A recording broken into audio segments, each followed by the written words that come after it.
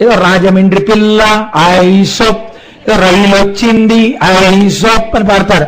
ఈ పాటకు అర్థం ఏంటని మీరు అలా విన్నారనుకో, దానికి ఏం అర్థమే ఉండదు, వాళ్ళు ఏదో పాడుకుంటారు అంతే. ఆ పాడుకుంటే వాళ్ళకు ఉత్సాహం వచ్చి కలుపుతారు దాన్ని.